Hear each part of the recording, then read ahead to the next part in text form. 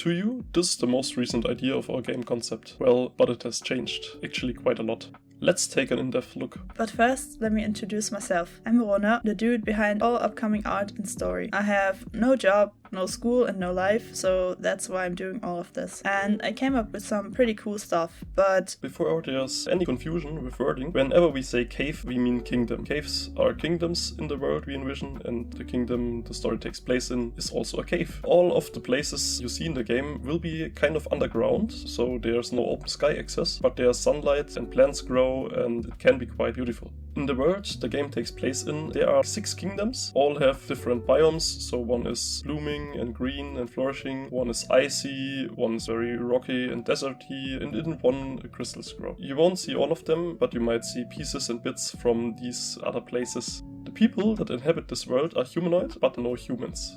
For example, the kingdom the story takes place in, the so-called home cave, is a forest biome, and all of its inhabitants look like different kinds of plants. For example, our main character, which we will talk about in a second, looks like a sunflower. There are no modern devices or electricity in this world. It's a medieval style kind of world. The weapons are swords, arrows, bows, and a little bit of magic. In the past, all 6 caves had a close bond with each other, traded and worked together. However, one day, one of the biggest among these caves was completely destructed. It became inaccessible due to so-called plagues, embodied by an overflow of monsters and earthquakes. The cave was shut from the outside, and all entrances were sealed. The happenings were never mentioned again. Its name was banned and forgotten, just like its history, so that it became the Forgotten Cave over time. in fact, in Home Cave, which is its closest neighbor, it became a crime to talk about the Forgotten Cave in public. The relationships of the remaining caves soured, and they stopped almost all cooperation except for the occasional wandering merchants that are still brave enough to travel to other caves.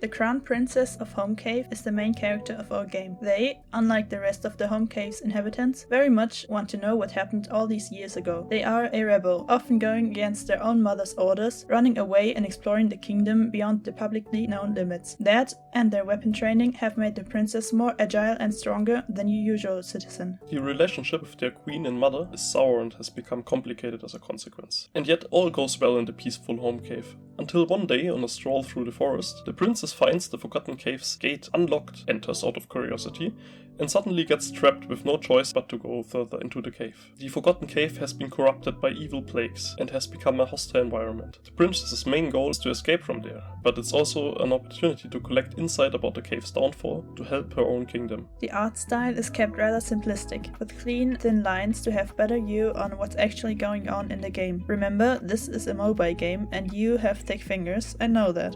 The caves have their own color schemes each. Home Cave's buildings and general aesthetics are inspired by old Greek architecture, while the Forgotten Cave has an Egyptian look to it. Also, the general shapes are still based on hexagons, like you know it from the previous video, but overdrawn to assume different shapes. This is quite helpful since the game is going to be tile-based. At the moment, there's only concept art of Blood Cave, since the current goal is to create a playable prototype of the Home Cave with all the art in place. Further next steps include to bring our main character into the game, complete with animations and to see how they fit with our art style of the Home Cave, for example, to design and to code some enemies, but in short, still a lot of work has to be done and we are quite excited to work on it. In general, it can be said that we came very far from the first video, and obviously hope to go even further. Thank you for watching, leave a like if you enjoyed the video and subscribe to PlayersBeyond to not miss the next update.